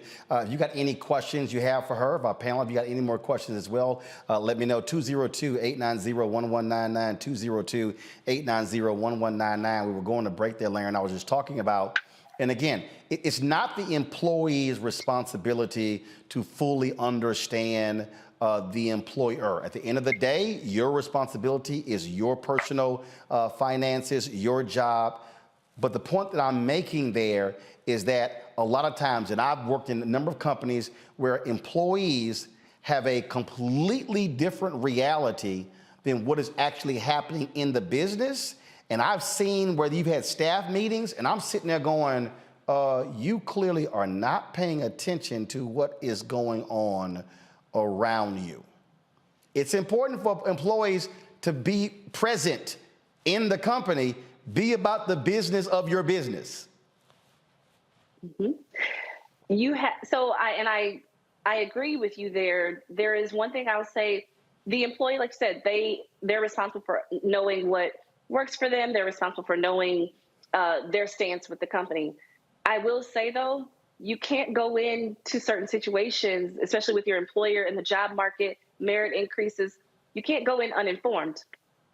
You have to be intentional. And I know we've talked about this, but you have to be intentional about understanding your company to an extent. A lot of companies pride themselves on their communications. And when it comes to these employee engagement surveys and stuff, that's always a pain point for some organizations.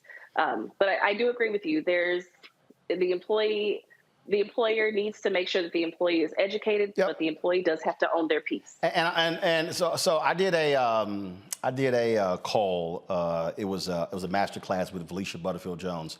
It was during COVID, and it was a whole bunch of different sisters on it. And I forgot what company this one woman worked for, and she felt she deserved more money. And as she was talking, as I was listening to her, what I realized was she had hit her cap in the company. And what I said to her was, I need you to understand something. You gotta leave.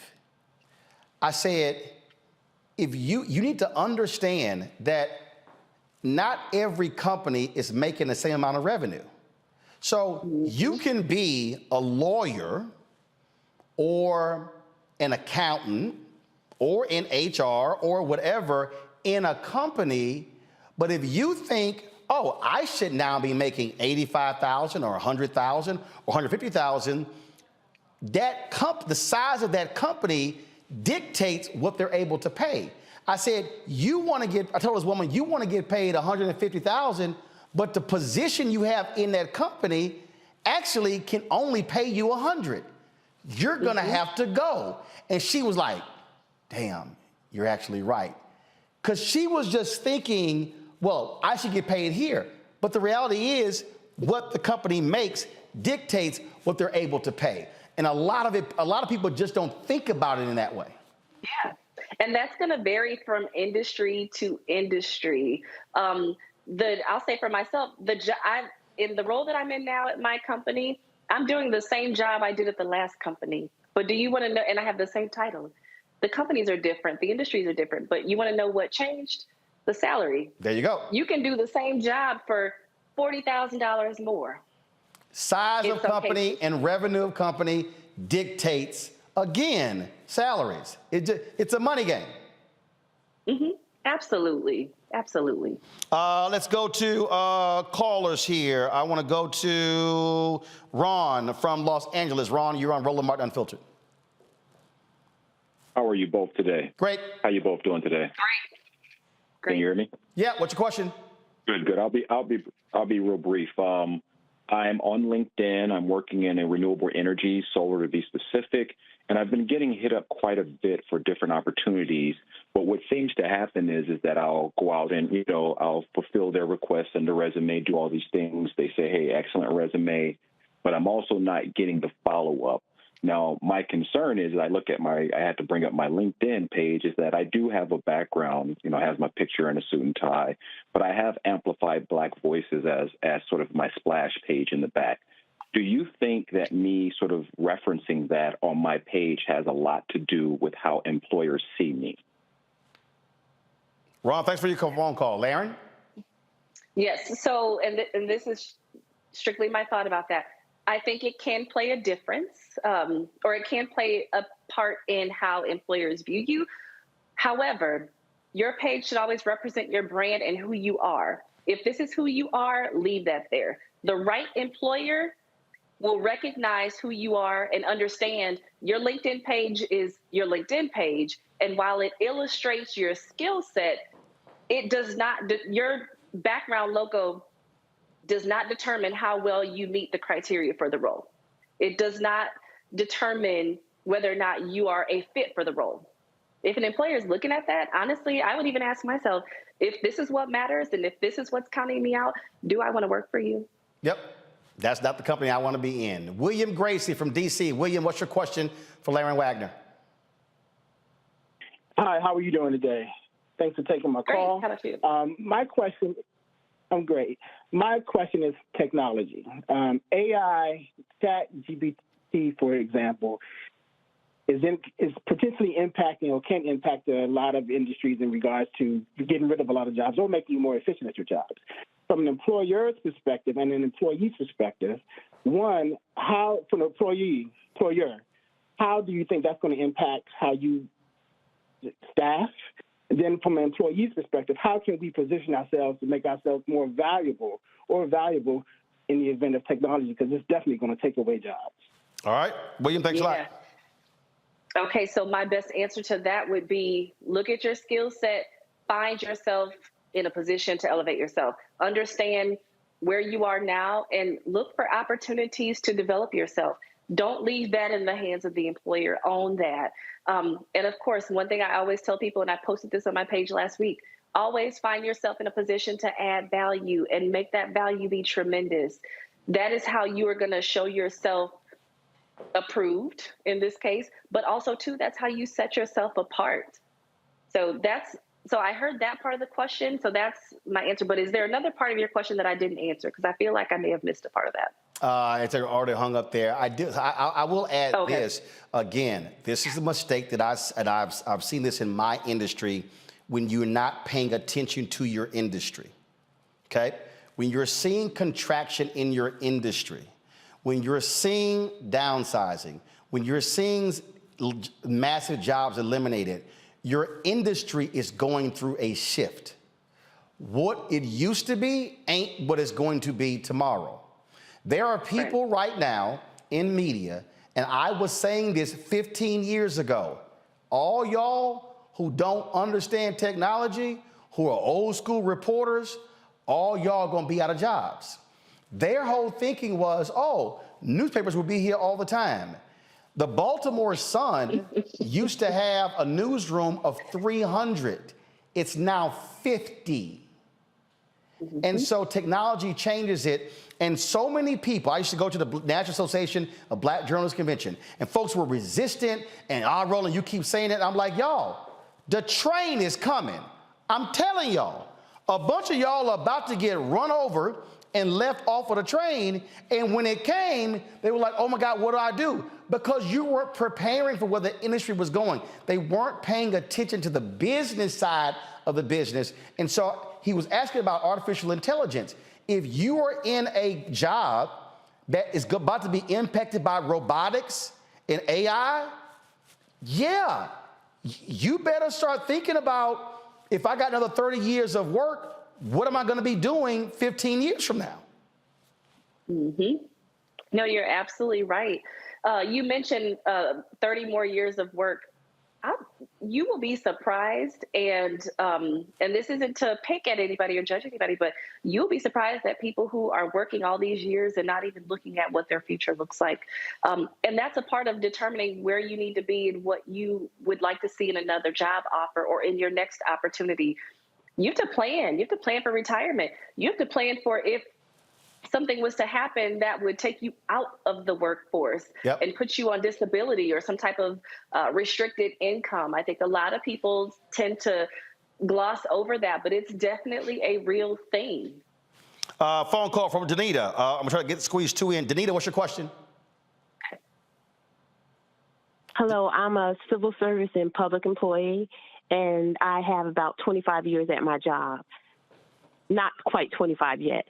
Should I wait until I'm at 25 to try and see whether or not I should go to another type of civil service employment, or should I just ride it out at my job and retire from there? I'm a ways away from retirement age, though. So what advice could you give me for that? Prepare for both. Do not wait till you're at that 25-year mark to determine what to do next. And we were talking about this earlier in an earlier segment. Your last day could be tomorrow. You know, knocking on wood that doesn't happen, but we are in such times of uncertainty. Anything could happen. You have to plan now. But also, Danita, I would advise anybody to do that. Danita, I want you to also start to sit down and look at the finances of that. And so, for instance, the question is, can you take early retirement?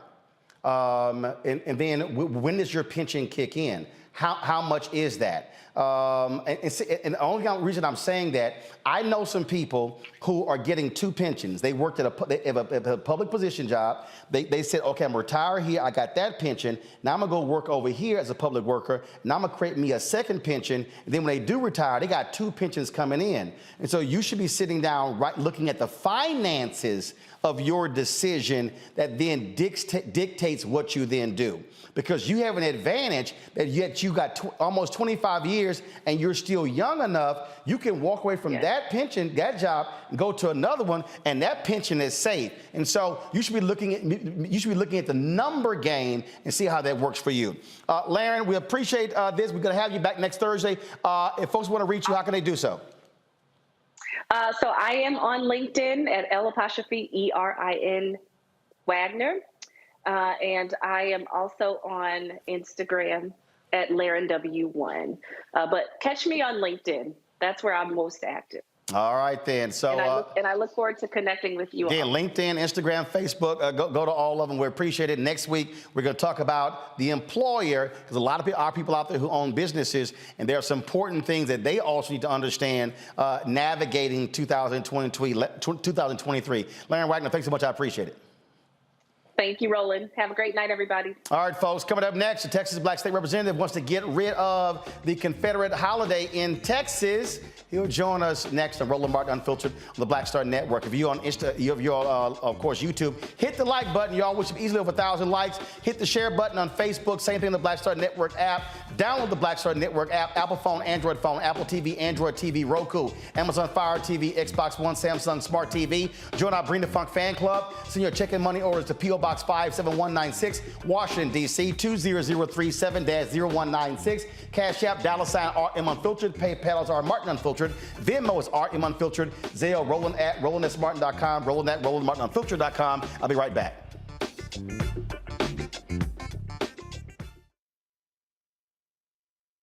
Hatred on the streets, a horrific scene, a white nationalist rally that descended into deadly violence.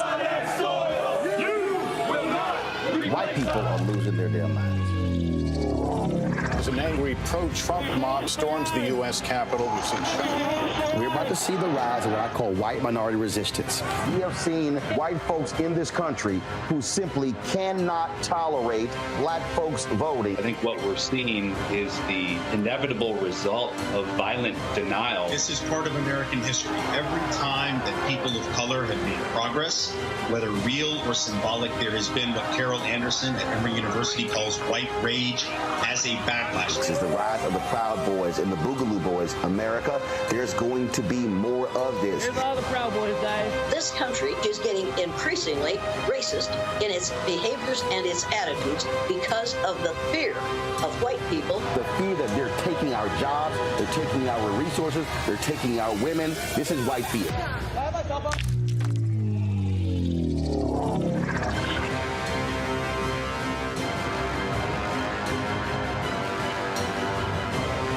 Hi, I'm Dr. Jackie Hood Martin, and I have a question for you. Ever feel as if your life is teetering and the weight and pressure of the world is consistently on your shoulders? Well, let me tell you, living a balanced life isn't easy. Join me each Tuesday on Black Star Network for A Balanced Life with Dr. Jackie. We'll laugh together, cry together, pull ourselves together, and cheer each other on. So join me for new shows each Tuesday on Black Star Network, A Balanced Life with Dr. Jackie.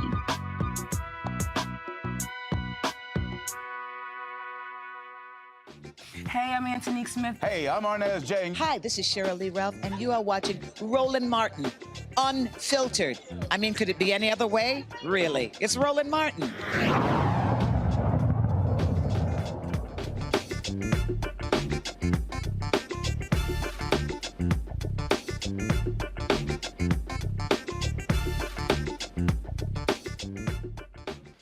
The greatest defender of the Confederacy today, white Republicans. It continues.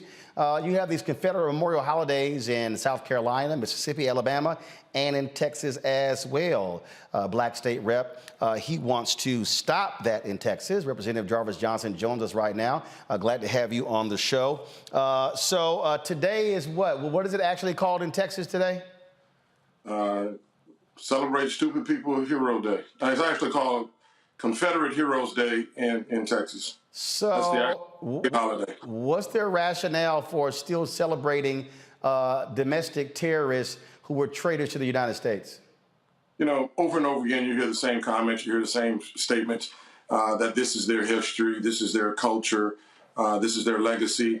Why would we want to erase history, all of those things? So, you know, it's a revisionist history of which they want to continue to make out like the Civil War was fought for a different reason other than truly what it was all about, and that was for the protection of the institute of slavery. It was quite frankly said by the vice president of the Confederacy when they created the Declaration that they wanted to preserve the institution of slavery, and that was the very reason why the secession happened, and that's the very reason why the Civil War took place. And so those today want to keep with the revisionist history and say it was states' rights when we know it was states' rights to continue the institution of slavery, and those people are still trying to use that mindset and that lie to believe that there were Confederates that fought nobly for the South. Oh yeah, states' rights in the Northern aggression, the lost cause.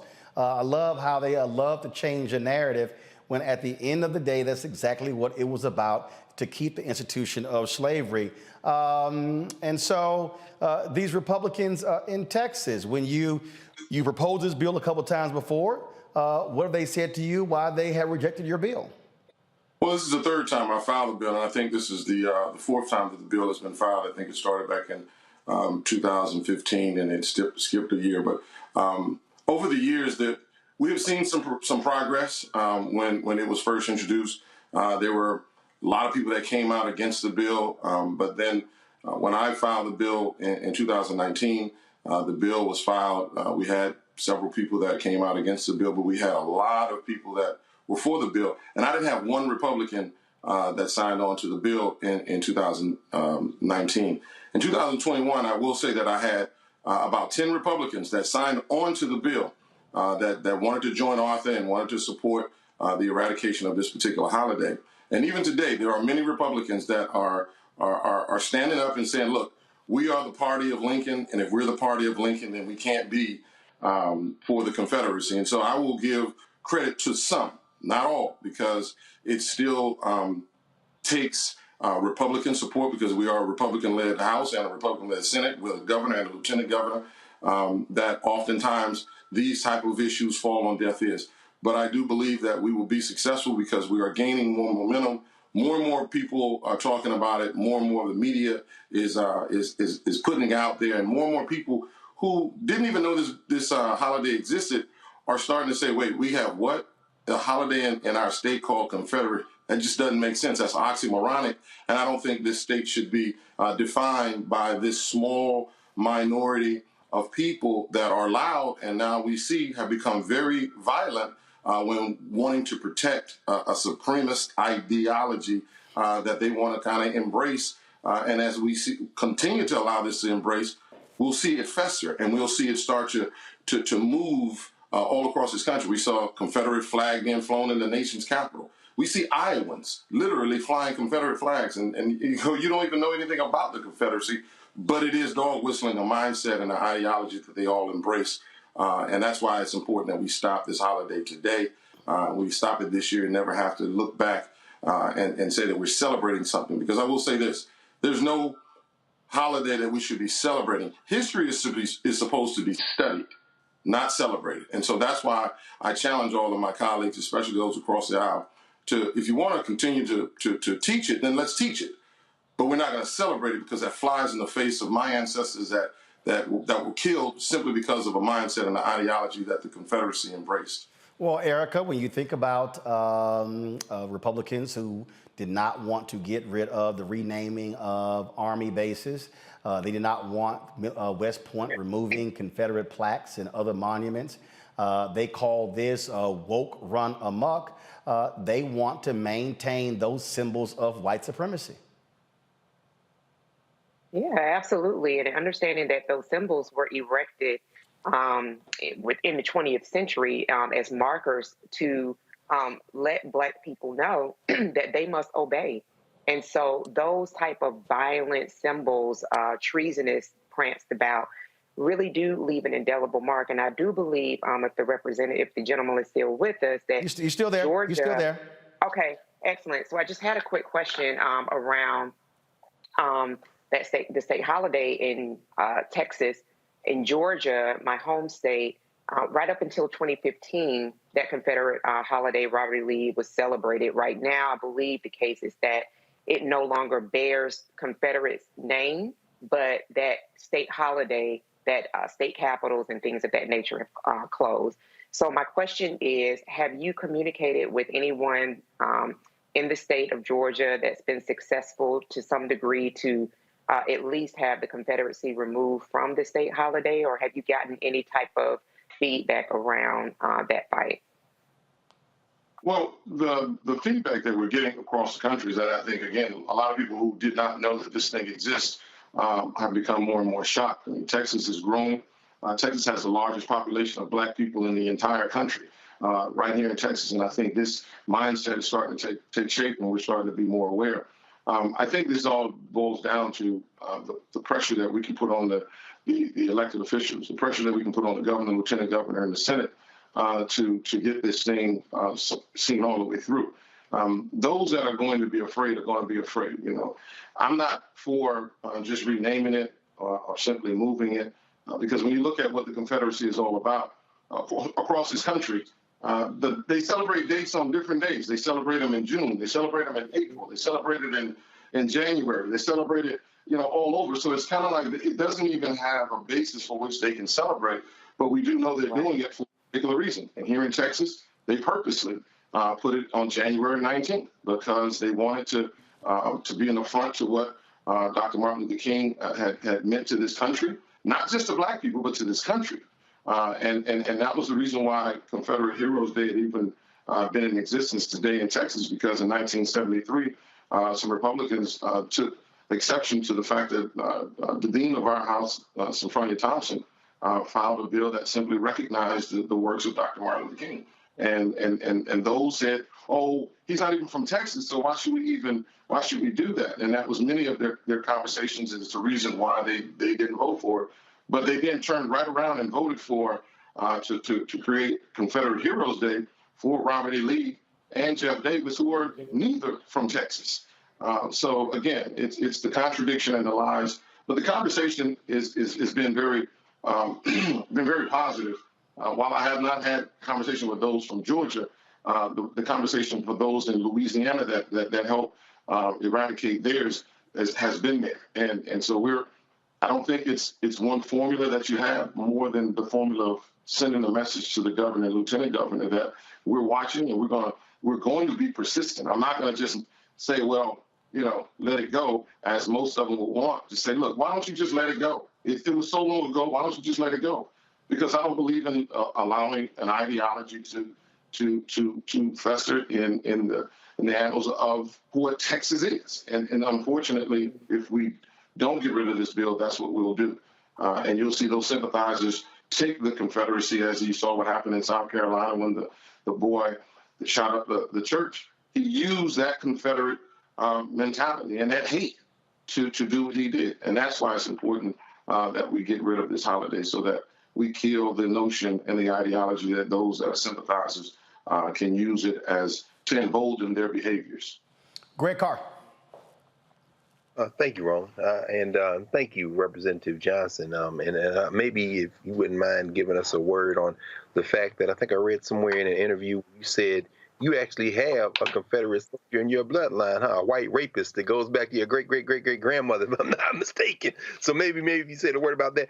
I'm curious, as you continue to fight this fight, and ultimately we know we're going to win, in the interim, if January the 19th became a day where we embraced Confederate Heroes Day and used it as a day of day-long teach-ins to eviscerate the Confederacy, I wonder if that might be a tactic as we're getting it banned. I'm thinking Texas Southern and Prairie View, and maybe get Texas Austin together, and maybe have some college teach-ins on the 19th to destroy the Confederacy. We're gonna embrace this holiday until we can get it off the books. I wonder if that might be a tactic that could be used as we're moving to get rid of the holiday. Well, About 45 seconds. Go. The one thing that is happening across the state and across this country is that they're trying to ban teachings of anything that has to do with blacks. You understand what Florida just did was banning black education in public schools. But yeah, the issue is that we have to continue to educate our own people so that they understand how hateful and harmful this particular bill is. And yes, to those that want to say that this is their heritage, this is their culture, I tell them this is mine too, because my great-great-great-grandfather fought for the Confederacy as to where my lineage came from. And so we have to, but I'll never celebrate an individual like that, but I will teach my children about what that individual did to our ancestors. And so never to be celebrated, but certainly to be taught so that we don't forget their heinous crimes. All right. Representative Johnson, I certainly appreciate it, man. Thank you so very much. Appreciate you, brother. Keep up the good work. All right, then. Next time, you can remove that crap in the back. I knew you was going to go there. I just want to let you know. I mean, next time, don't look, you can move to anywhere else. You can move anywhere else in your house or your office. But don't be showing that nonsense on this show. You're right. It's your show, but, it's my house. So at the end of the day. But no. It's Alpha House. Remember who's your daddy. Okay. All right. Tell the folks in Texas what's up. Thanks so much. All right. Greg Carr, they should know how I'm going to roll. Greg, I appreciate it. Reese, thanks a bunch. Erica, thanks a bunch. Folks, we'll see y'all tomorrow right here on Roland Martin Unfiltered on the Black Star Network. We keep it real, keep it unapologetic. And so we'll see y'all then. Holla!